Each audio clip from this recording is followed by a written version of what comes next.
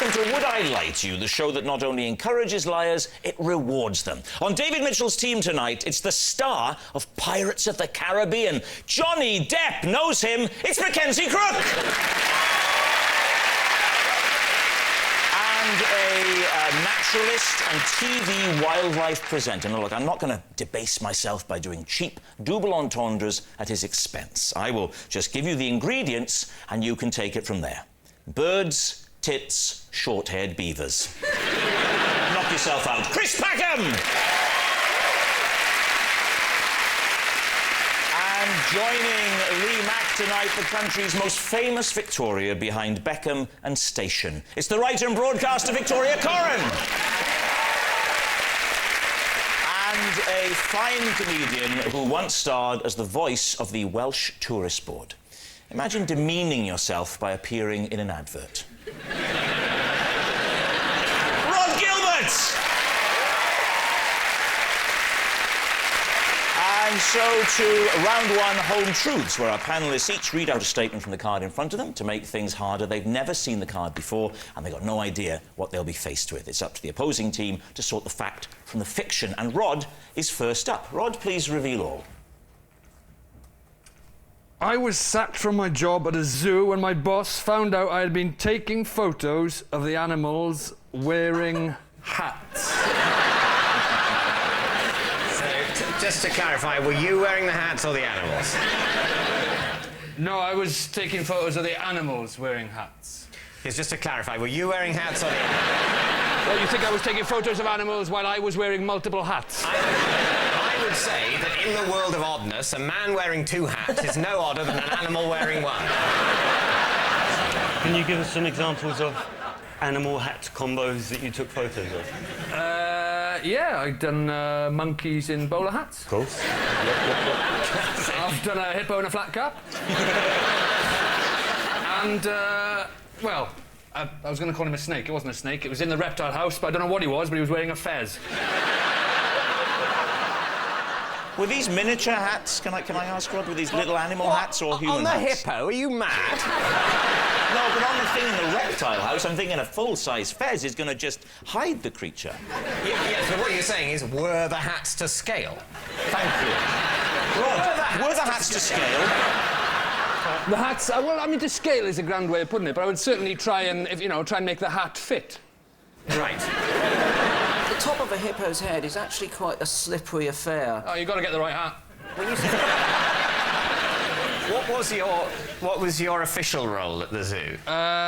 General dog's body, basically. I get the feeling that if you were going to put hats on animals, you'd have gone for deer stalkers and bear skins, you know? I didn't say I didn't. We just haven't got all the way through the animals. OK. You name a hat, you name an animal. Deer stalker? No, I didn't do a deer stalker. Oh. I didn't have a deer stalker. It wasn't a comprehensive... You can't But you had a cross-reference every fez, animal. and you had a massive hippo-sized Yes! fez. It was a regular flat cap. So what you're saying is I didn't have every single animal in the zoo, and there wasn't every hat. I didn't cross-reference every single combination of animal and hat. I just put some on some. Rod, where was this zoo? Was this a Welsh zoo? Was it Penscunna Bird Gardens, for example? It was down in Pembrokeshire, in a place called Oaksnade. Oaksnade? Yep. There's a chain of snade zoos, isn't there? There's Oaksnade, Ripsnade... And how did it all come to an end? What stopped this? I got caught. And who was it who apprehended you? It was the manager of the zoo. As a zoo owner and manager, I wouldn't have been offended. I can't see anyone being offended by a fez on a snake and a flat cap on a hippo. I'd have been...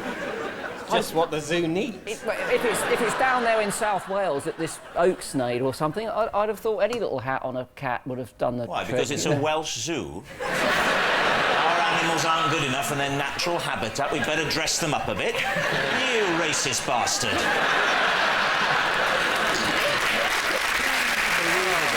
Unbelievable. Well, David, what do you think? Well, I'll ask my team first.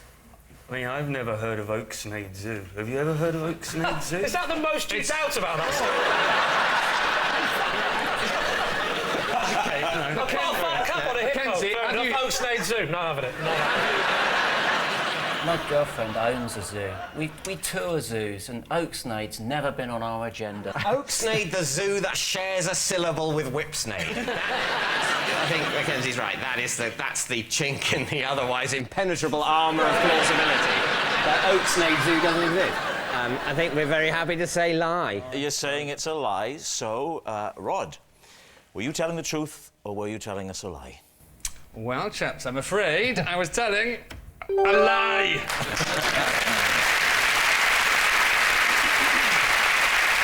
Yes, it was a lie. Rod wasn't sacked from his job at a zoo because he was caught taking photos of animals wearing hats. Mackenzie, you're up next. Possession. Possession, right. Now, there's a box, Mackenzie, under the desk. Would you take the possession out, pop it up on the desk, and then read the card for us, please? Oh. Oh, hello. This is my orchidometer. It was a present from my sister. What does an orchidometer do? Yeah, that's true. I tell you what, I've seen one of those, and it wasn't called an orchidometer. Admittedly, I haven't seen the whole length of it before.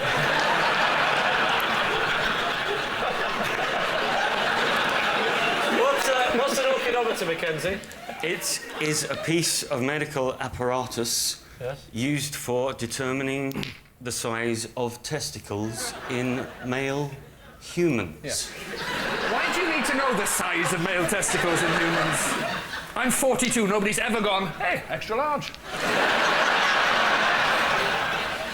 I don't. This was bought for me by my sister. Wait a minute. What? Some of them are so small. They're tiny. You'd be surprised.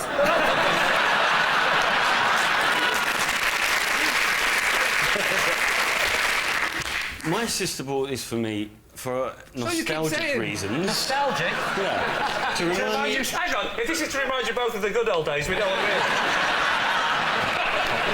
Surely nostalgia. And my sister, when I was growing up, you know, as my size bit, she would do a little pencil mark on the kitchen wall. Fair enough, but... For your testicles? I want to ask you this question.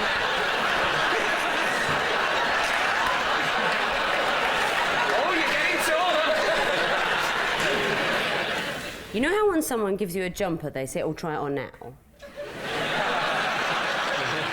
Which one are you? You must have done it. I've never done it. You liar! I've never done it. Why would I want to I'll tell you why, because the second we get out of the studio, I'm doing it, so I want to do it now in front of you all. Well, do you know what? I think we'd all be very happy for you to do it now. Let's do it. Oh, no. Have you watched it? It hasn't been anywhere near any. Well, don't bring it to me. I don't want to... Hey, Rob, bring back memories.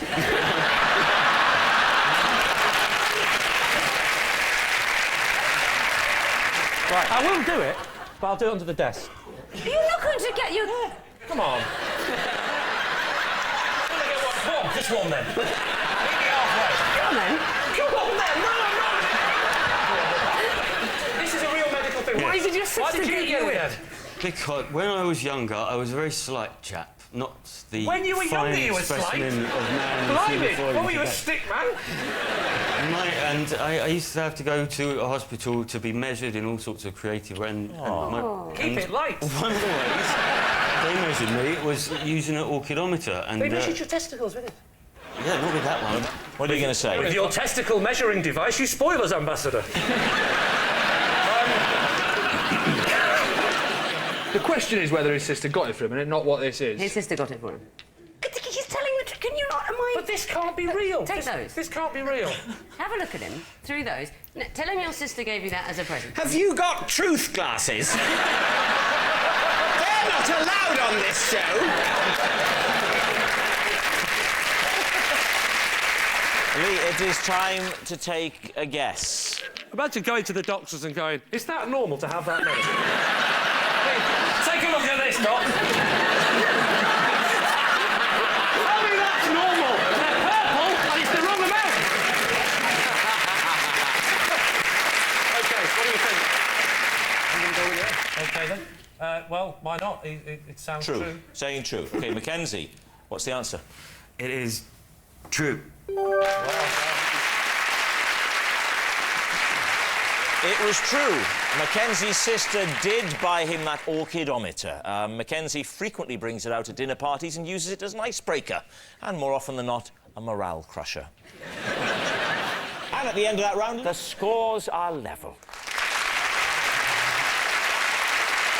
Our next round is called This Is Mine, where we bring on a mystery guest who's a close connection to one of our panellists. This week, each of David's team will claim that it's them that has the genuine connection to the guest, and it's up to Lee's team to spot who's telling the truth. So please welcome this week's special guest, Simon.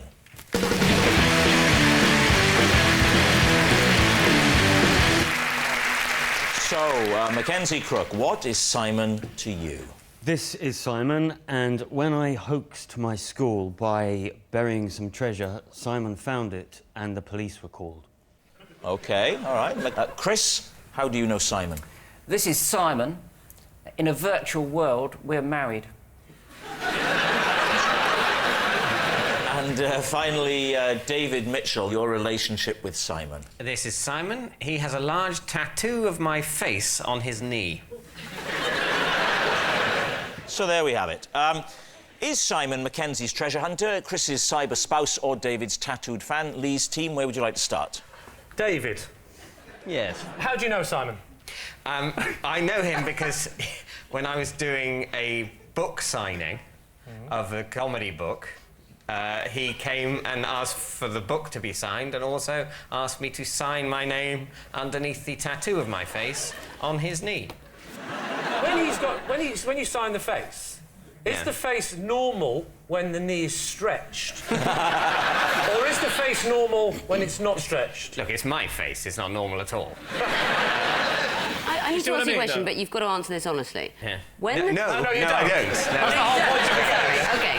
Otherwise we open when with, the people is it from true? Would I Lie to You said, we're going to invite on that man who's got a tattoo of your face on his knee, did you say, oh, good, I'd like to see him again? I'm, of course, thrilled to remake the acquaintance of yeah. Simon! It's Simon! Simon! Simon.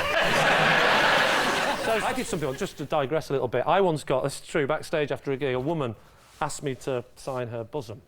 And I went to sign with the pen that she gave me, and the pen didn't work. And without thinking, I went to the other breast and went... It's awful! Mackenzie, how old were you when you buried this treasure? Maybe 13 or 14. What was the treasure? Diamonds. What? Whoa. How many That's got everyone's attention. Fake diamonds. It was a hoax, so it was... How many fake diamonds? Probably 6. Where did you get all the 6 fake diamonds? From my sister's jewellery box. And then you rang up the police and hoaxed them into coming down to find some fake diamonds? No, they were... I put them in a tin, and they were dredged in the school pond.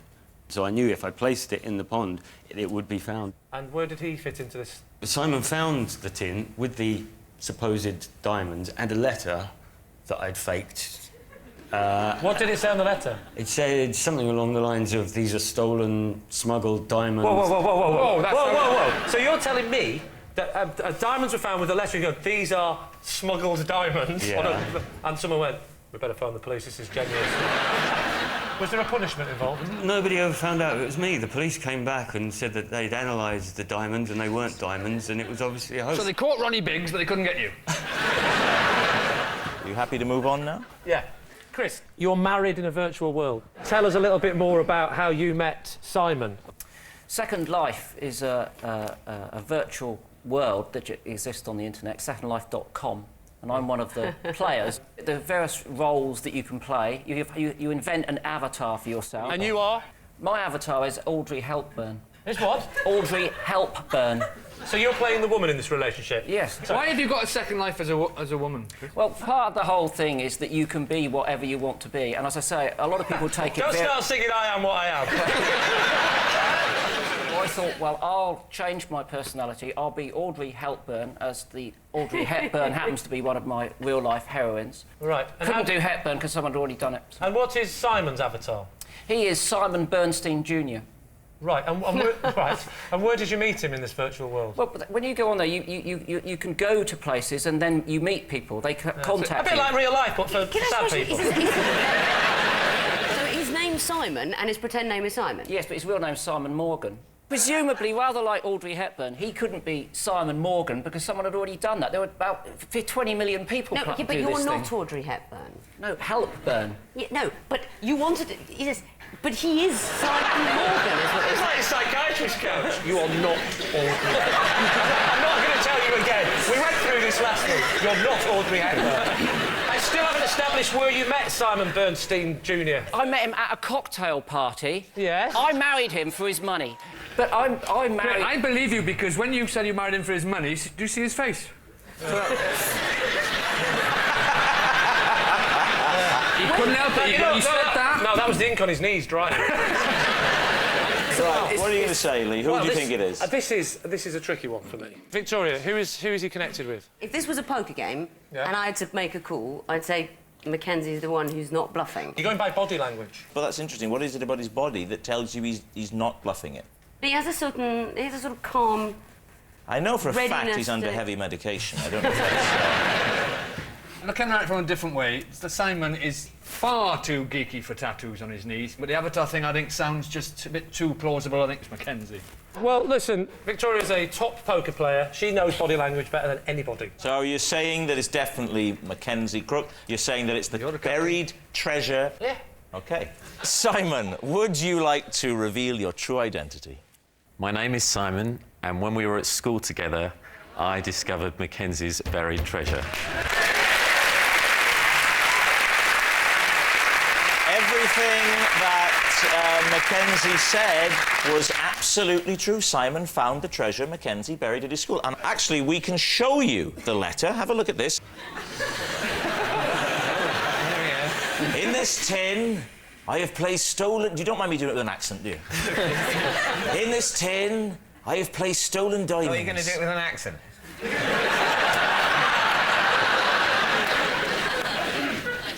I would never claim to have your range as an actor, David. Shall I do posh and repressed or repressed and posh? Well done. Now, thank you very much, Simon, for coming on. How about that? Which brings us on to our final round, quickfire lies, in which our panellists lie not only through their teeth, but against the clock. First up, it's... that's Lee. I once helped my mum and dad look for something they'd lost using a Ouija board. Was it a relative they'd lost? David's team, do you believe that? What was it that they'd lost? They'd lost an important document. OK, I don't want you to be more specific. Oh, actually, yes, be more specific. A very important document. It was a document that... It was a document? Yes. Oh, right. Yes. Okay. Did I mention how important it was? You're going too quickly. It was a document. OK. It was a document. Did the document matter? Oh, it was important. An important document. I can't stress upon you how important it was. Yeah. It was very important. What was the important document? Well, that's the thing. That's the thing. I can't... I was only young, and I can't remember exactly... They lost it. It was something to do with a potential court case. I don't think it ever got to court, but they were worried that a thing... Well, might of course they didn't have the document. They were worried that something might go to court, and they knew if they found this document, it would mean that they were proved to be in the right about the case. I genuinely can't remember anything more about it. I can't Can go we into concentrate on specifics. the world of the dead? Did they get through to your grandmother? She went, "Where did you last see it?" Retrace your steps. Where did you get the Ouija board from? I think one of the regulars, because we grew up One in a of pub. the regular what? We grew up in a pub, and before the invention of the internet, between 3 and 5, the pub closed, and you had to think of something Yeah, to do. to obviously dabble in the occult. Dabbling in the pub. And believe it or not, my mum and dad and all the regulars would have a little lock-in, and Yeah. me and my brother were invited to do the Ouija board. If only you'd had Jenga or something more wholesome. No. And did you hold hands? That's a seance, don't be an idiot. Sorry, I get my bullshit mixed up. Yeah. How did you ask the question? I remember it, my dad said, "Spirit world, we have a very, very, very, very... I can't stress on you enough how important a document is that we must find. Yeah. And they told us where it was. What did they spell out? They spelt out in the attic. So were your parents massively into the occult? No, I mean, it wasn't a problem. I mean, it wasn't like, you know, it was just a bit of fun in the afternoon. And Ouija boards was cheeky in the 70s before these horror films. Right. Up until then, it was a Waddington's family game. David, time to... It used to be advertised after Mousetrap. MB Ouija board. Picture all the family looking Try Ouija freaked out. board. So, David, what's it going to be, truth or lie? Well, I think... True. You think it's true? I think it is. I think it's true. I was not thinking it's true, but my team think it's true. You're the captain, I'll David. go with the team. OK, you say true. Lee, what's the answer? The answer is, it is in fact true. Yes, it's true. Lee did once help his parents look for something they'd lost using a Ouija board. For those of you who don't know what a Ouija board is, it's like Scrabble for dead people. Next. It's Victoria. If I ever get stuck on a crossword clue, I phone Tim Henman for help. He hasn't let me down yet. Right. I think that's a very cruel line. He hasn't let me down yet. We all know what that's an allusion to. His repeated letting down of the entire nation. I think it's, you know, tennis is difficult. And I'd just like to say I wouldn't necessarily have won Wimbledon. Obviously, if I'd practiced as much as Tim Henman, I'd bloody well expect to, but nevertheless. Right, so how do you know Tim Henman? I met Tim Henman when he was promoting a sort of tennis academy thing, and I went and played tennis with him at Wimbledon. Did you play at Wimbledon? Yeah, I should say I was right about it. It wasn't just like, oh, Victoria Goran's got to come in and play. You used to ring up Tim Henman to ask him difficult crossword things. Yeah. How did you get round that sensitive issue of going 6 down?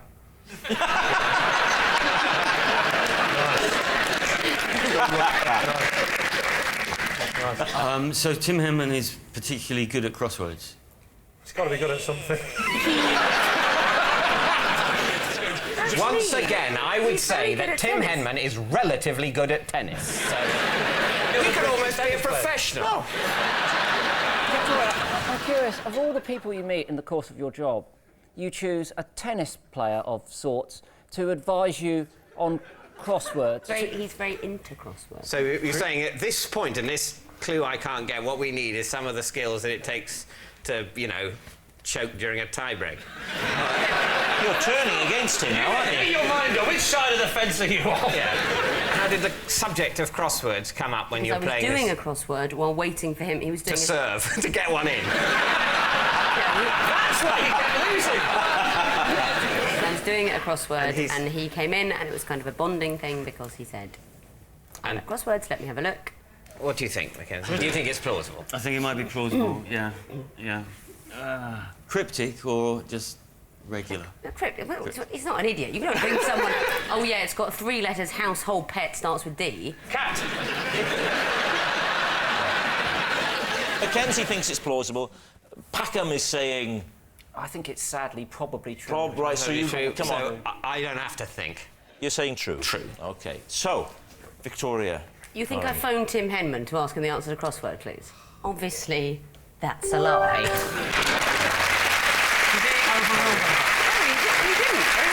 It's a lie. Victoria doesn't phone Tim Henman for help whenever she gets stuck on a crossword clue. Next. It's Rod. Oh. I once paid for some tapas with a Nissan Micra.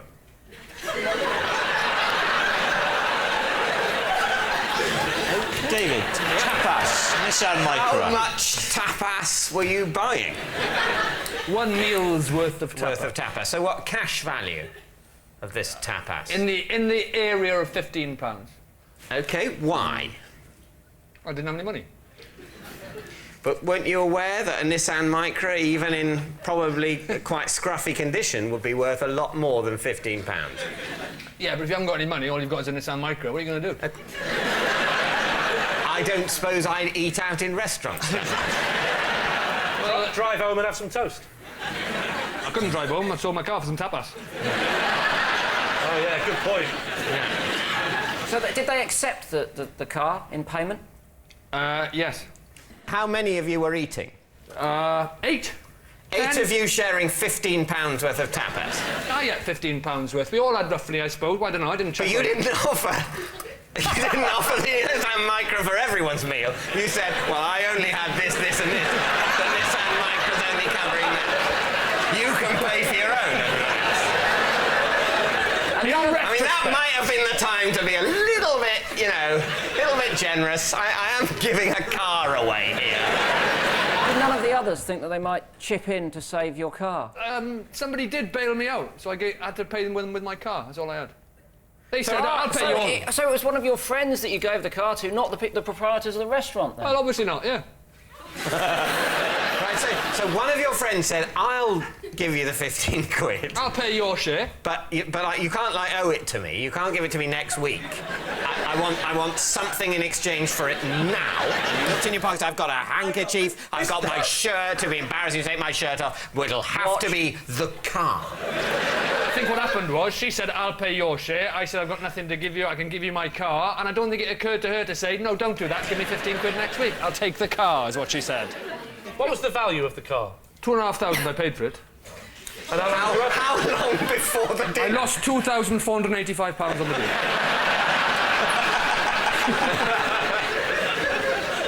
It was good tapas, it was nice. We had... I had albondigas. I had croquetas. Croquettes. Don't patronise me. And croquetas, and I had gambas a la plancha, grilled prawns. No. And then I threw in the floor mats for some patatas bravas. Right, David, what do you think? Is he telling the truth? I think not. I'm sure. But it's so sort of odd and weird, and I think it's a lie. It's a lie. I think it's a lie. We're all saying it's a lie. OK. Rod, Gilbert, truth or lie? It is a... true.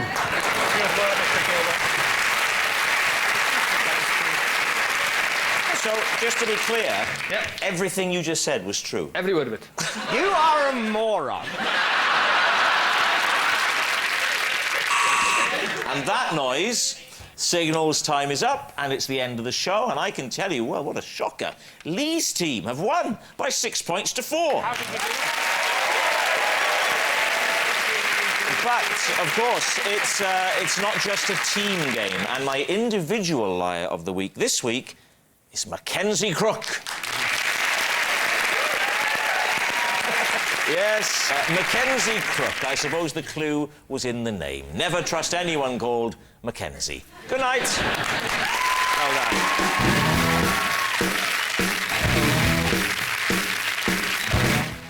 Kate Winslet's on the guest list for the first in a new series of The Graham Norton Show at 10:35. News of the rest of tonight's lineup coming up.